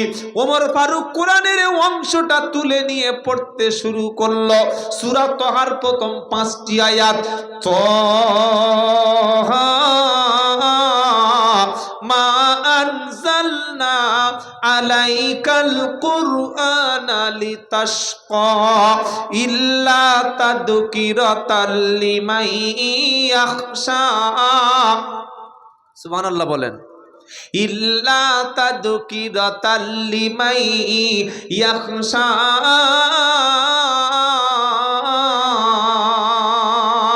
কোরআন শরীফের সূরা তহার আয়াত পড়তে শুরু করলো। উমর যখন কোরআন পড়ে আর এই আয়াতগুলো শুনে ওমর ফারুকের চোখটা তখন পানিতে ভিজে যেতে শুরু করলো। বললে কেন ভিজলো? কারণ মানেটা সে বুঝলো। ওরে আমরা তো সেই মুসলমান, বাড়িতে হাফেজ ডেকে খতম পড়াই। খতম পড়া হয় তো বাড়িতে, খতম পড়া হয় না? হাফেজ ডেকে খতম পড়ছে। বললে হুজুর এক খতম পড়ে দাও। ওরে হাফেজ যখন বাড়িতে পড়তে এলো, আমার উচিত ছিল ওযুটা করে মাথায় টুপিটা দিয়ে মুসাল্লা পাটিতে বসে ইমাম কি পড়ছে ওটা শুনে নেওয়া। কারণ কোরআন পড়লে নেকি, আর কোরআন শুনলেও নেকি। আমার তো উচিত ছিল কোরআন শোনা। বাড়িতে হাফেজকে ডেকে নে, কোরআন পড়তে শুরু করে দিলাম। বললাম খতম চালিয়ে দাও। হাফেজ মেশিনের মতো চালিয়ে দিল। আর ওই সুযোগে আমি পাশে গিয়ে সুসুর করে বিড়ি টানছি। বোন এসেছে গল্প করছি, বন্ধু এসেছে তাদের সঙ্গে সময় কাটাচ্ছি। আর বলছি হাফেজ কি করতে, তাড়াতাড়ি খতম করে দাও। এ বাবাজিরা, আল্লাহ ওয়ালা ভাইরা, আপনার সামনে যদি আরবিতে কোরআন পড়ি, আপনি কোরআন তো শুনতেই বুঝতেই পাচ্ছেন না। তাই যুবকদের অনুরোধ করব, আপনাদের কোরআন পড়ুন, কোরআন শিখুন। কোরআন শিখে কবরে গেলে জান্নাত হবে ঠিকানা। আল্লাহর নবী সাল্লাল্লাহু আলাইহি সাল্লাম পৃথিবীতে সবচাইতে ভালো কাদের বলে সার্টিফিকেট দিয়েছে জানেন? সবচাইতে ভালো এরা, সবচাইতে ভালো। খায়রুকুম মান তাআল্লামাল কুরআনা ওয়া আল্লামা। যে ব্যক্তি নিজে কোরআন পড়ে, নিজে কোরআন পড়ে আর অপর কোরআন না জানা ব্যক্তিকে কোরআন শিক্ষা দেয়, কোরআন পড়ায়, এটা জাল জয়ীব হাদিস না, একেবারে হাদিস সহিহ। খায়রুকুম মান তাআল্লামাল কুরআনা ওয়া আল্লামা। সবচাইতে তোমাদের মধ্যে উত্তম ব্যক্তি, ভালো ব্যক্তি হলো তারা নিজে কোরআন শিখবে যারা, অপর ব্যক্তিকে কোরআন শেখাবে যারা, সবচাইতে উত্তম হলো তারা। বলুন সুবহানাল্লাহ। তারা কারা? তারা হলো আলেম যারা, ইমাম যারা, হাফেজ যারা, মাদ্রাসার শিক্ষক যারা নিজে কোরআন পড়ে আর সুযোগ পেলেই অন্য মুসলমানকে কোরআন শিক্ষা দেয়, নিজে কোরআন শেখে আর অপর ভাইকে বসিয়ে কোরআন শিক্ষা দেয় যারা। আমার নবী বলছেন সবচাইতে শ্রেষ্ঠ উম্মত হলো তারা। একবার জোরে বলুন সুবহানাল্লাহ। আর চায়ের দোকানে বসে বসে বিড়ি খায় আর ফতোয়াবাজি করে তারা কারা? বুড়ো হয়ে মরতে যাবে, দোয়া কুনুত জানে না, বেতের নামাজ পড়ছে। শীতকালে শরীর নাপাক হয়ে গেছে, ভোরের বেলা বিনা গোসলে নামাজ চালিয়ে দিয়ে বসে আছে। ইমাম বলছে গোসল করেছো? শীতকালে গোসল করলে আজরাইল এসে যাবে, ও চলে যাবে, কিছু জানে না। ইসলাম হলো শেখার ধর্ম। শুনুন, কিন্তু জীবনে আমল করব বলুন ইনশাআল্লাহ। যারা কোরআন পড়তে পারেন না, আপনারা কি মনে করেন কোরআন সবচাইতে কঠিন, তাই তো নাকি? বলেন, যে কোনো বয়স্ক লোকে যদি বলি চাচা একটু দুটো সূরা পড়ুন, শিখুন, হ্যাঁ আমার দ্বারা হবে? চুল দাড়ি গোঁফ সব পেকে গেছে, চোখে দেখতে পাই না, আর হবে? আল্লাহ বলছেন হবে, আল্লাহ বলছেন হবে।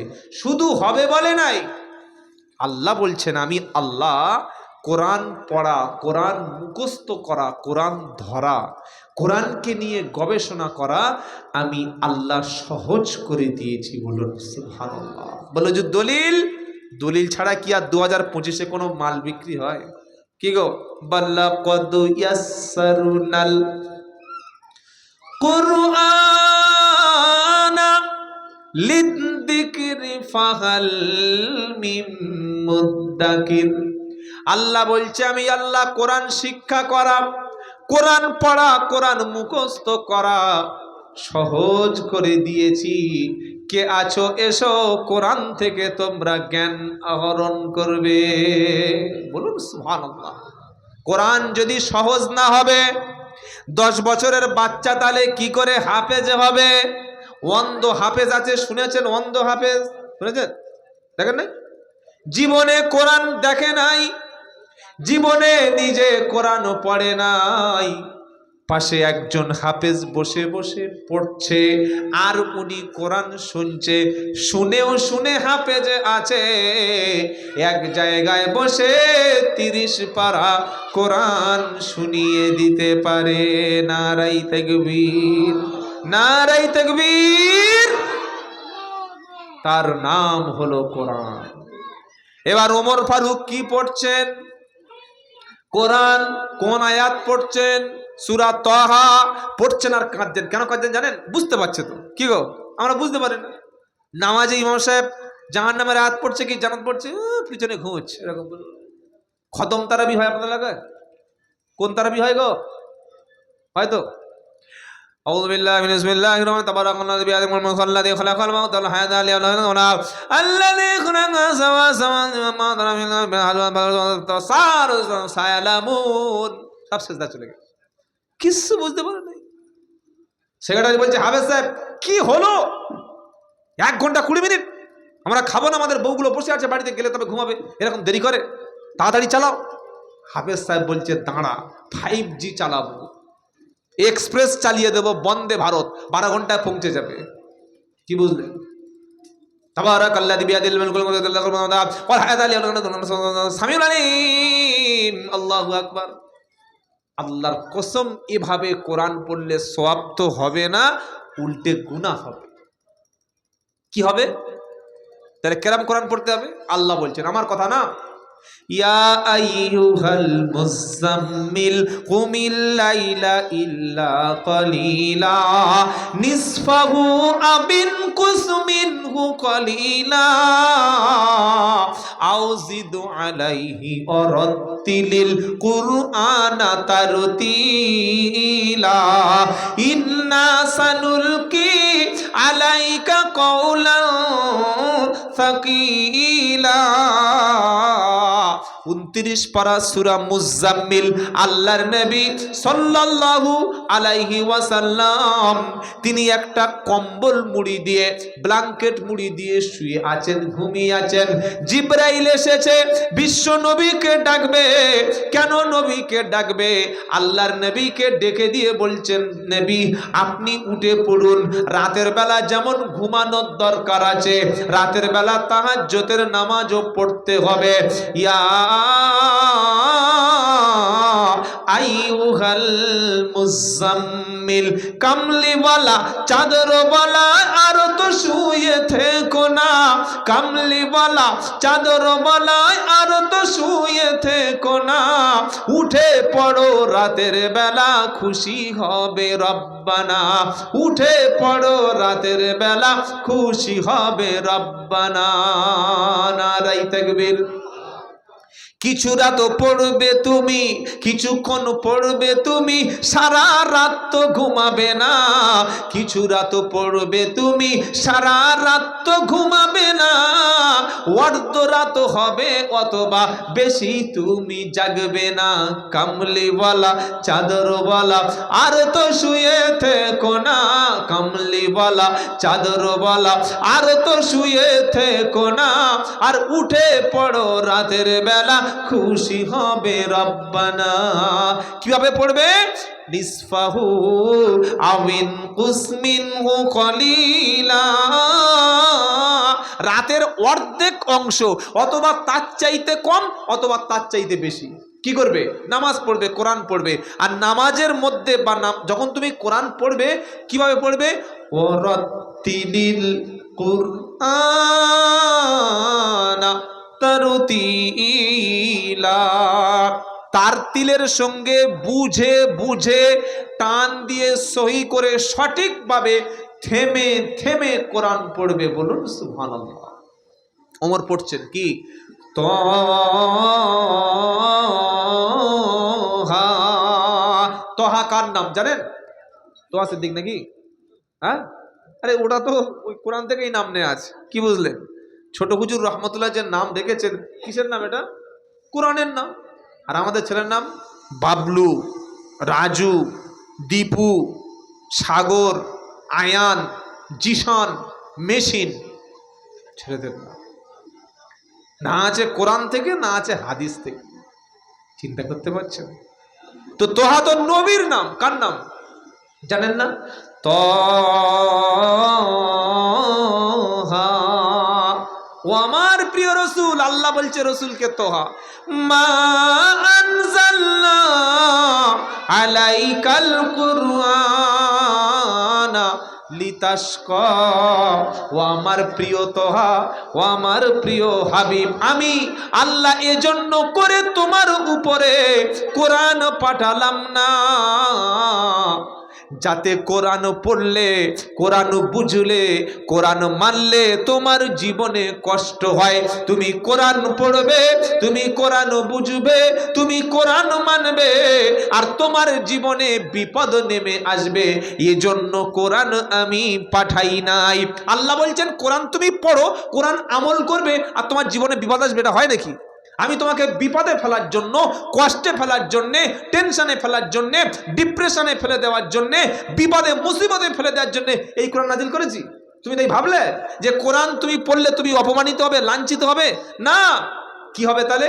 সম্মান পাবে। বলুন সুবহানাল্লাহ। তাহা মা আনজালনা আলাইকাল কুরআনা লিতাশকা, কোরআন যার কাছে থাকবে তার বিপদ হবে, এজন্য কোরআন পাঠাই নাই। তাহলে এটা কি? ওমর ফারুক এগুলো মানে পড়ছে আর মনে মনে এগুলো ভাবছে যে এটা তাহলে কি? আল্লাহ বলছেন তানজি ইল্লা তাদকিরাতাল লিমান ইয়াখশা, এই কোরআন থেকে তারা শিক্ষা গ্রহণ করবে, কোরআন থেকে তারা উপদেশ গ্রহণ করবে, কোরআন তাদের জন্য হেদায়েতের কিতাব হবে, কোরআন তাদেরকে রাস্তা দেখাবে। তারা কারা?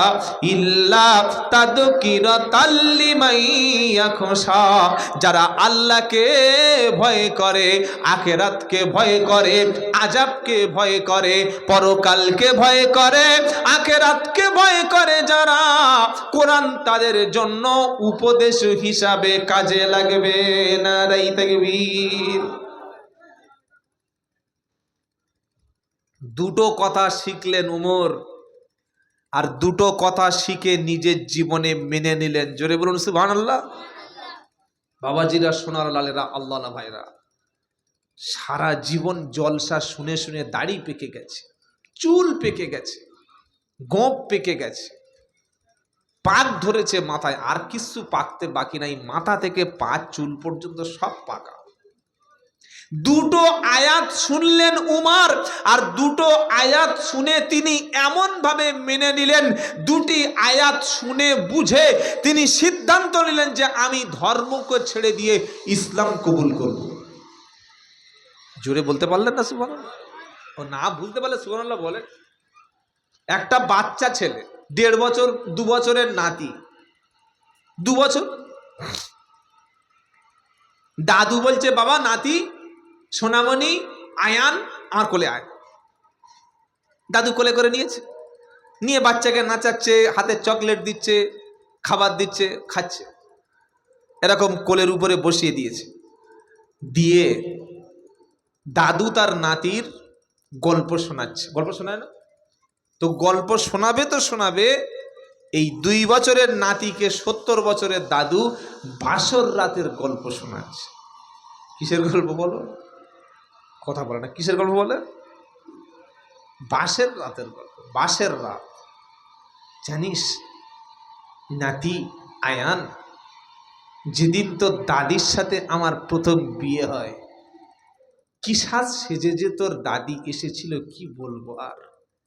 প্রথম যেদিন তোর দাদিকে দেখি আমার চোখ ঠান্ডা হয়ে গেছিল।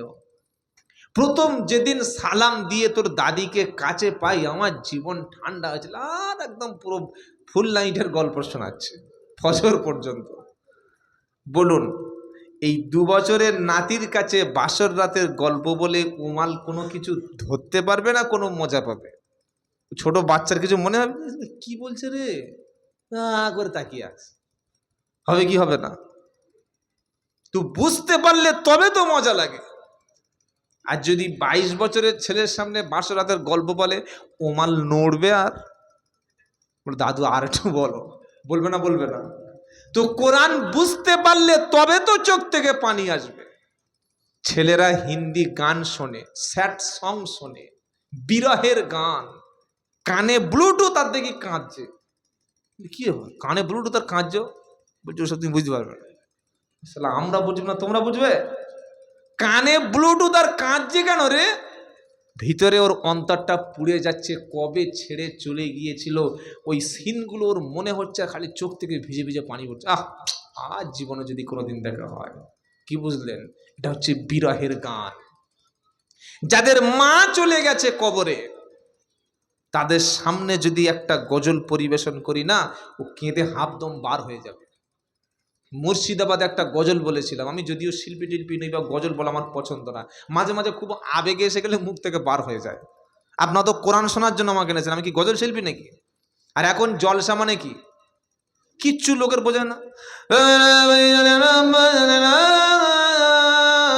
টান একটা ধরলো, বেদম টান, এক টানের চণ্ডী দিলাম, তারপরে একদম সেই মশাট, তারপরে শিয়াখলা, তারপরে আরামবাগ, শেষ। দুটো কথা বুঝুন, শুনুন, আমল করুন। মাত্র 2টি আয়াত শুনলেন ওমর ফারুক, 2টি আয়াত তার জীবনে পরিবর্তন এনে দিয়েছিল। বলুন সুবহানাল্লাহ। 2টি আয়াতে কি বললেন ভালো করে শুনুন। একটা আয়াতে কি বললেন? মা আনজালনা আলাইকাল কুরআনা লিতাশকা। প্রথম ওমর ফারুক বললেন, আমি আল্লাহ কোরআন পাঠিয়েছি নবী তোমার উপরে, এই জন্য তোমার জীবনে মুসিবত আসবে, টেনশন আসবে, বিপদ আসবে, তোমার জীবনটা ক্ষতি হবে, তোমার জীবনে বিপদ আসবে, ক্ষতি হবে, তোমার কপাল পুড়বে। এজন্য আমি আল্লাহ কোরআন নাজিল করি নাই, বরং কোরআন যার হাতে থাকবে সেই ব্যক্তির সম্মান আমি আল্লাহ আরো বেশি উপরে তুলে দেব। জোরে বলুন। দ্বিতীয় আয়াত থেকে ওমর ফারুক কি শিক্ষা নিলেন? এ কোরআন কিন্তু সবার জন্য না, সবার শুনতে পারে, সবাই পড়তে পারে, কিন্তু কোরআন থেকে হেদায়েত কারা হবে? আল্লাহ পাক শোনাচ্ছে, ইল্লা তাযকিরাতাল লিমান ইয়াখশা। হে ওমর তুমি শোনো, কোরআন থেকে তারা শিক্ষা নেবে, কোরআন তাদের জন্য উপদেশ হবে, কোরআন তাদের কাছে সবচাইতে বড় উপকার তারাই পাবে যাদের অন্তরে আল্লাহর দিকে ভয় আছে, আখিরাতের ভয় আছে, কবরের চিন্তা আছে, মরণের চিন্তা আছে, পরকালের কঠিন আযাবের চিন্তা যাদের আছে, কোরআন শুনলে অবশ্যই তাদের জন্য বিশাল বড় উপকার হবে, কোরআন তাদের জন্য উপদেশ হিসাবে কবুল হবে। জোরে বলো সুবহানাল্লাহ। এ দুটো আয়াত শোনার পরে ওমর ফারুক বললেন, বোন ফাতেমা, আমি সিদ্ধান্ত নিলাম, আমি এখনই ডিসিশন নিলাম, আমি আর অন্য কোনো ধর্ম পালন করব না, আমি এখনই কলেমা পড়ে মুসলমান হয়ে যাব। জোরে বলো সুবহানাল্লাহ। ওরে মুসলমানের ছেলে, মুসলমানের ঘরে জন্ম নিলে মুসলমান হয় না, মানুষের বাচ্চা হলে মানুষ হওয়া যায় না, কুকুরের পেট থেকে কুকুর হলে কুকুর বলে ডাকে, ছাগলের পেট থেকে বাচ্চা বার হলে ছাগল বলে ডাকে, গরুর পেট থেকে বাচ্চা হলে হাম্বা হাম্বা করে, হাঁসের পেট থেকে বাচ্চা হলে ও দুনিয়াতে সাঁতার শেখাতে হয় না, মুরগির পেট থেকে বাচ্চা হলে ওকে ওড়া শেখাতে হয় না, আর ঘোড়ার পেট থেকে বাচ্চা হলে ওকে ছুট শেখাতে হয় না, সাপের ডিম থেকে সাপ হলে ওর ফোনা তোলা শেখাতে হয় না, কিন্তু মুসলমানের মায়ের পেট থেকে বাচ্চা হলে ওকে ইসলাম শিখিয়ে দিতে হয়, কোরআন ধরিয়ে দিতে হয়, নবীকে জানিয়ে দিতে হয়, আল্লাহ কি তাকে বুঝিয়ে দিতে হয়, শরিয়ত কি তাকে পড়িয়ে দিতে হয়, তা না হলে মুসলমান হবে না। দেখতে মুসলমানের মতো হবে কিন্তু আসল মালটা মুসলমান না। দই দই আর চুন খুব একটা ডিফারেন্স দেখতে, বলেন? তাহলে দিন সৃষ্টি করলো, রাত সৃষ্টি করলো, পৃথিবী সৃষ্টি করলো, পাহাড় সৃষ্টি করলো, সবকিছু করেছেন কিসের জন্যে? মানুষের জন্য। তারপরে কি সৃষ্টি আছে? وَجَعَلْنَا نَوْمَكُمْ سُبَاتًا وَجَعَلْنَا اللَّيْلَ لِبَاسًا وَجَعَلْنَا النَّهَارَ مَعَاشًا وَبَنَيْنَا فَوْقَكُمْ سَبْعًا شِدَادًا وَجَعَلْنَا سِرَاجًا وَهَّاجًا। আর আমি আল্লাহ সূর্যকে সৃষ্টি করেছি তাপ বিকিরণ হিসাবে। সূর্যের কাজ হচ্ছে আলো দেওয়া। সূর্য যদি না থাকতো পৃথিবীতে গাছ একটা বাঁচত না, আর গাছ যদি না বাঁচে প্রাণী জগৎও অক্সিজেন নিতে পারবে না।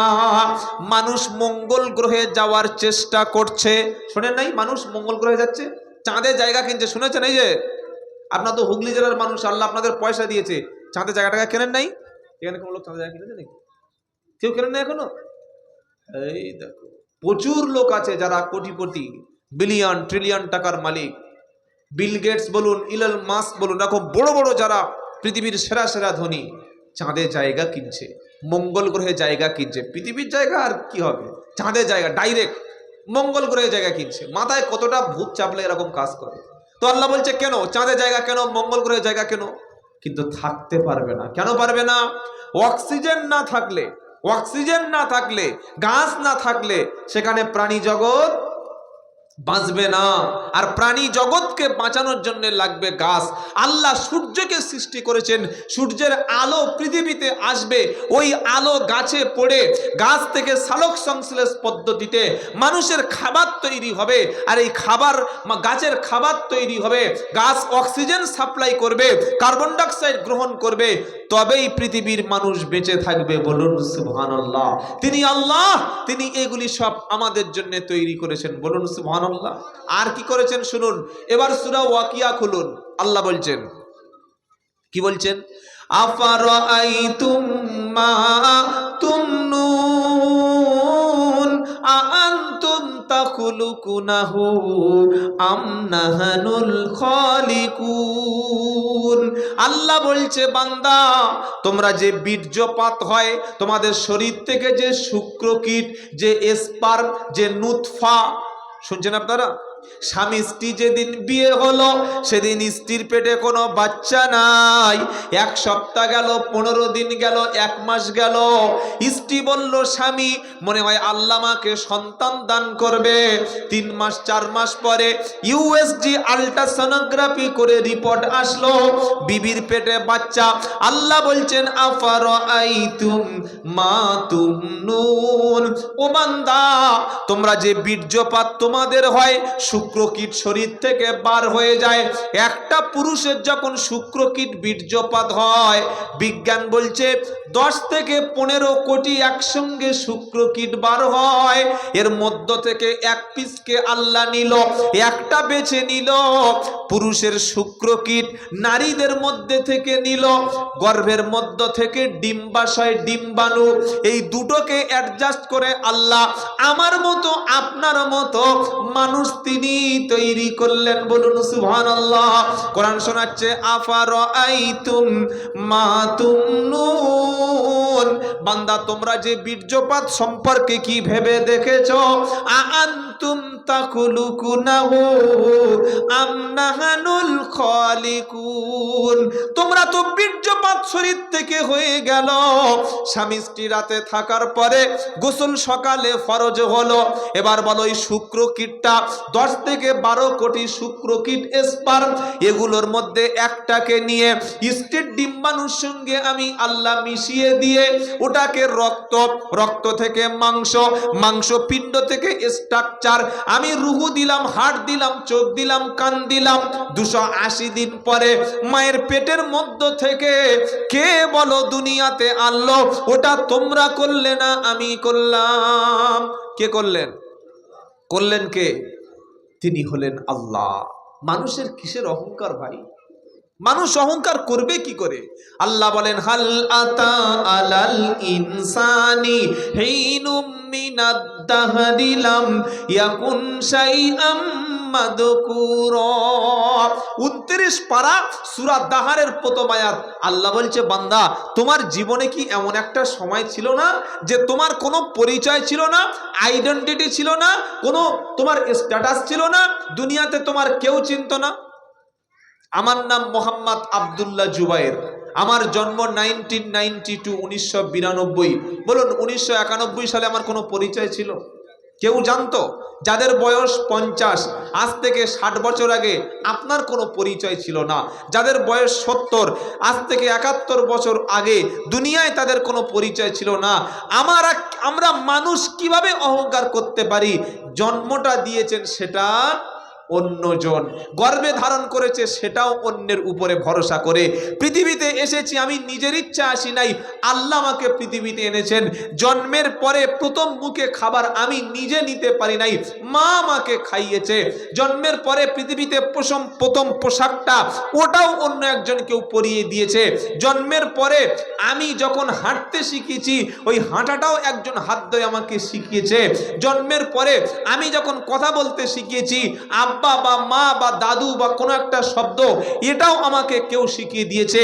জন্মের পরে প্রথমে পেশাব পায়খানা করে পরিষ্কারটা, সেটাও অন্য কেউ শিখিয়ে দিয়েছে। আমার বিয়ে করতে হবে, এই একটা নারী দরকার, সেটাও অন্য একটা নারী।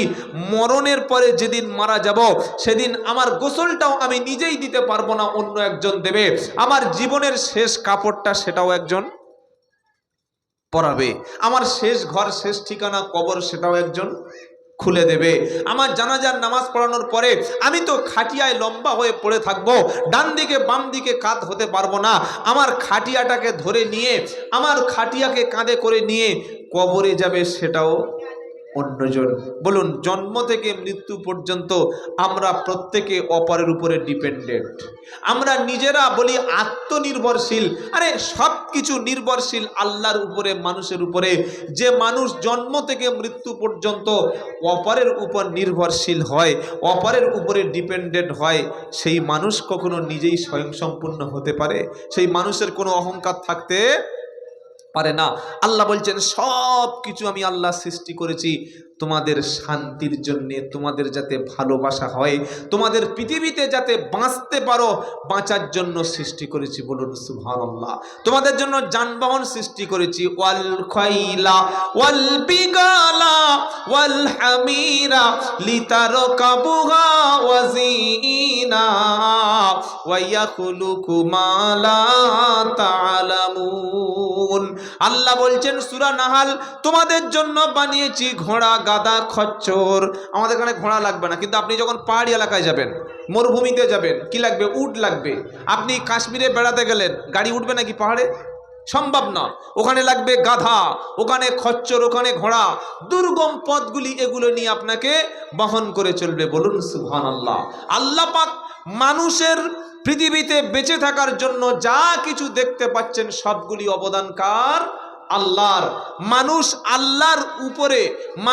আল্লাহর উপরে নির্ভরশীল, কিন্তু আল্লাহ কোনো মানুষের উপরে নির্ভরশীল নয়। সেটা সূরা ইখলাসে আমরা পড়েছি, কি? কুল হুয়াল্লাহু আহাদ আল্লাহুস সামাদ লাম ইয়ালিদ ওয়া লাম ইউলাদ ওয়া লাম ইয়াকুল লাহু কুফুয়ান আহাদ। এটা হলো কোরআনের একটা ছোট সূরা। এই সূরাটির নাম হলো সূরা ইখলাস। সূরা ইখলাস। এই সূরাটি কোনো বান্দা যদি একবার পড়ে, তার আমলনামায় 10 পারা কোরআন শরীফের সওয়াব আল্লাহ লিখে দেবেন। সুবহানাল্লাহ বলেন। কেউ যদি সূরা ইখলাস দুবার পড়ে 20 পারা কোরআন শরীফের নেকি পাবে। আর কেউ যদি সূরা ইখলাস 3 বার পড়ে, তার আমলনামায় 1 খতম কোরআনের সওয়াব লিখে দেবেন কে? সুবহানাল্লাহ, সুবহানাল্লাহ। সূরা ইখলাস এত মর্যাদা, এত সম্মান এই সূরাটির। আপনি চায়ের দোকানে বসে আছেন, বাড়িতে বসে আছেন, বসে বসে সময় নষ্ট করছেন। আমরা মুসলমানরা তো সময়ের কোনো দাম দিই না, খালি মোবাইলে সারা রাত সারাদিন 24 ঘন্টা সময় নষ্ট করে যাচ্ছি। বসে আছি তো গাল গল্প করছি, বসে বসে আড্ডা দিচ্ছি, ঠাট্টা করছি, অন্য লোকের নিয়ে গীবত করছি, মানুষের নিয়ে সমালোচনা করছি, এই করছি। কিন্তু আমি যদি 2 মিনিট 3টে মিনিট সময় ব্যয় করে সূরা ইখলাস পড়েন আমার সাথে, কুল বলেন, কুল না, এ তো খাওয়ার কুল হয়ে গেল। আহা হা। আরবিতে একটা বড় কফ আর একটা কাফ, দুটো আছে, কফ আর কাফ। এই জন্য ওস্তাদ লাগে, ইমাম লাগে, আলেম লাগে। 22 লাখ টাকা দিয়ে একটা গাড়ি কিনেছে, 50 লাখ টাকা দিয়ে একটা ফরচুনা কিনেছে। তো বিবি বলছে, হ্যাঁ গো, গাড়ি কিনতে গেলে, শোরুমে গেলে ড্রাইভার নেবে না? চুপ, ড্রাইভার কি হবে?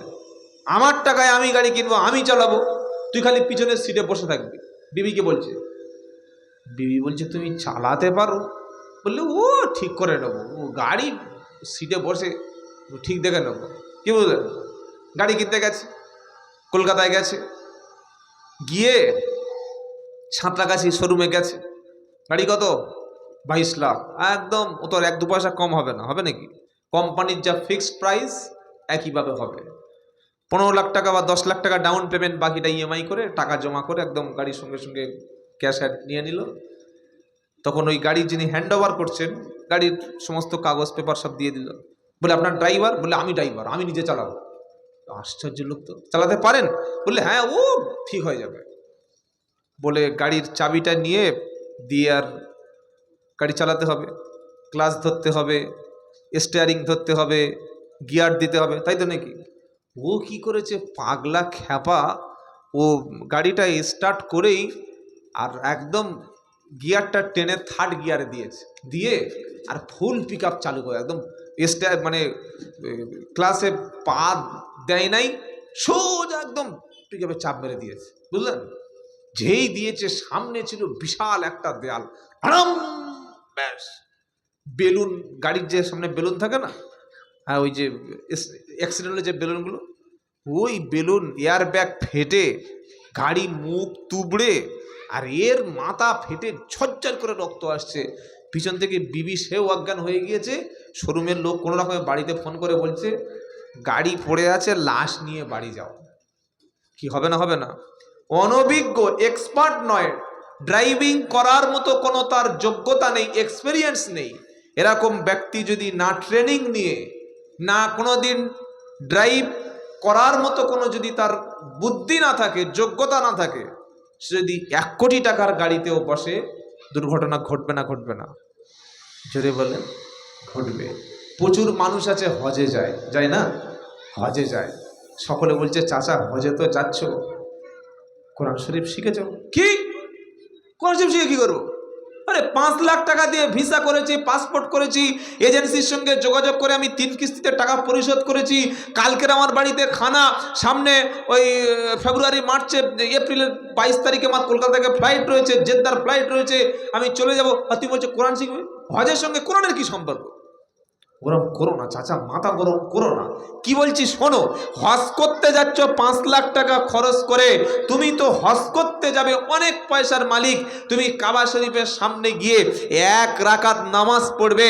তোমার এই নবাবপুর তো, এটা নাকি নবাবপুর জুমা মসজিদে 1 রাকাত নামাজ, 1 লক্ষ রাকাত নামাজে যে সওয়াব পাবে, আর কাবা শরীফে, বাইতুল্লাহ শরীফে, হারাম শরীফে দাঁড়িয়ে 1 রাকাত নামাজে সেই 1 লক্ষ নামাজের সওয়াব মিলবে। বলুন সুবহানাল্লাহ। তো তুমি কি কোরআন টাকা আছে সব ঠিক করে নেবো, বুঝলেন? গিয়ে গায়ের জোরে টাকা আছে, হজে গিয়েছে, গিয়ে কাবা শরীফে দাঁড়িয়ে নামাজ পড়ছে, আল্লাহু আকবার। আচ্ছা, আমরা যখন নামাজ করি, পড়ি, নিয়ত বাঁধি, আল্লাহু আকবার বলে কি দোয়া বলতে হয় বলুন দেখি? আল্লাহু আকবার বলে, হ্যাঁ বলুন, সুবহানাকা আল্লাহুম্মা ওয়া বিহামদিকা ওয়া তাবারাকাসমুকা ওয়া তাআলা জাদ্দুকা ওয়া লা ইলাহা গায়রুক ওয়া লা ইলাহা গৈরুক। হাজী সাহেব 5 লাখ টাকা খরচ করলো হজ করবে বলে, গ্রামের ইমাম সাহেবের কাছে ইমাম সাহেব বলল, চাচা অন্তত হজের দোয়াগুলি, মিনিমাম সূরাগুলি, দোয়াগুলি ঠিক করে নাও। হাজী সাহেব বললেন, হুজুর তুই দোয়া করে দেবে, সব ঠিক হয়ে যাবে। শুধু দোয়াতে যদি সব ঠিক হতো, তাহলে এবার কাবা শরীফের সামনে নামাজ পড়ছে, ওখানে 1 রাকাতে কত নেকি? 1 লক্ষ রাকাত। কোথায়? মক্কায়। সুবহানাল্লাহ বলেন। বাইতুল্লাহ শরীফে 1 লক্ষ রাকাতের নেকি নেবে বলে 5 লক্ষ টাকা ইনভেস্ট করেছে। আর মক্কার জেদ্দা এয়ারপোর্টে নেমে বাস ধরে কাবা শরীফে ঢুকেছে। কাবা শরীফ সামনে শুধু কাঁদছে, চোখের পানিতে ভিজে যাচ্ছে। ওযু করে নিয়ে হোটেলের লাগেজগুলো রেখে, সামানপত্রগুলো রেখে, এবার বাইতুল্লাহ শরীফের সামনে দাঁড়িয়ে নামাজ পড়ছে। আল্লাহু আকবার নিয়ত করেছে, নিয়ত করে চুপচাপ দাঁড়িয়ে আছে। দোয়া সানা জানে নাই, শেখে নাই, পয়সা ছিল হজে গেছে, দোয়া সানা শেখে নাই। পাশের লোক দোয়া সানা পড়ছে, কি পড়ছে কি মুখে দিয়ে তাকিয়ে আছে। দোয়া সানা পড়ার পরে কোন দোয়া বলেন? আউযু বিল্লাহি মিনাশ শাইতানির রাজিম, বিসমিল্লাহির রহমানির রহিম। এবার কোন সূরা? পানি আছে না? এবার কোন সূরা? জোরে বলেন। লা সালাতা লিমান লাম ইয়াকরা বিফাতিহাতিল কিতাব। আমার নবীজি বলেন, যদি কোনো ব্যক্তি নামাজের মধ্যে সূরা ফাতিহা না পড়ে, সূরা ফাতিহা ছাড়া নামাজ কমপ্লিট হবে না। এবার সূরা ফাতিহা পড়ার দরকার ছিল কি ছিল না? জোরে বলুন। এটি তো সূরা ফাতিহা বাংলা শিখেছে, বাংলা নামাজ শিক্ষায় শিখেছে। আল্লাহওয়ালা ভাইয়েরা, নামাজি মুসল্লিরা, ভুল আমাকে মনে করবেন না, আমি সংশোধনের উদ্দেশ্য বলছি, কাউকে অপমান করার জন্য বলছি না। আমাদের বাড়িতে নামাজ শিক্ষার বই আছে, দেখবেন বাংলা বই, আরবিতে উপরে লেখা আছে, আর আরবির নিচে বাংলা উচ্চারণ লেখা আছে। কাল সকালে ইমামের কাছে বসে জিজ্ঞাসা করবেন, বললে হুজুর বাংলা দেখে দেখে যেটা শিখেছি আরবি উচ্চারণ, এটা একবার পড়ছি শুনবেন। আরবির সঙ্গে বাংলা কোনোদিন মিলবে না, আরবির সঙ্গে বাংলা কোনোদিন মিলবে না। এবার চাচা নামাজ পড়ছে, কাবা শরীফে কি পড়ছে? আলহামদুলিল্লাহি রাব্বিল আলামিন। ফেরেশতা বলছে চাচা কবরে আয় খেলা দেখাচ্ছি। 5 লাখ টাকার হজ, সূরা ফাতিহাটা ঠিক হলো না। আহা, কোরআনে কি লেখা আছে? আল, বলেন কি লেখা আছে? আল। আর ইনি কি চালাচ্ছে? আলা। কোথায় আল আর কোথায় আলা? কোরআনে আছে আল হামদু, বলেন আল হামদু। একটা বড় হা, একটা ছোট হা। এটা চায়ের দোকানে বসে শুধু হা হা করলে হা বার হবে না, ইমামের কাছে বসতে হবে, কোরআন শিখে তবে মরতে হবে। আর